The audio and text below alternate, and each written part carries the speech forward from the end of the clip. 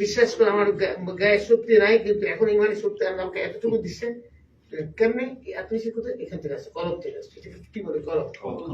কলব কেমনে আসছে? তোমাকে প্রথম জিনিস তোমাকে সৎ হতে হবে। আল্লাহ পাক এখন এখন দুনিয়াতে লিমিটেড স্কাই। আমি 17 বছর জেলে থাকলেও কিন্তু আমি অনেক লেখাপড়া করতে হচ্ছে। তাহলে তো আমি পৃথিবী জানবো না। You can question me anything.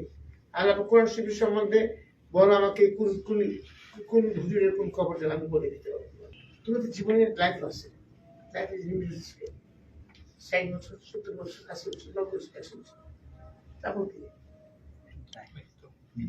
মৃত্যু অবধারিত, কারো আগে কারো পরে।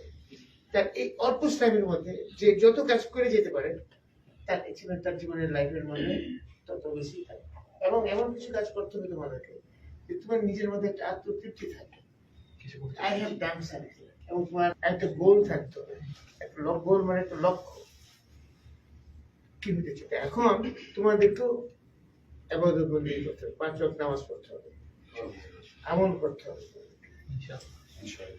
এবং তোমাদেরকে একটা ডিসিপ্লিন লাইফ লিড করতে হবে, অর্গানাইজড লাইফ লিড করতে হবে, টাইম ম্যানেজমেন্ট শিখতে হবে, এবং লেখাপড়া করতে হবে, নিজেকে লেখাপড়া সমৃদ্ধশালী করতে হবে।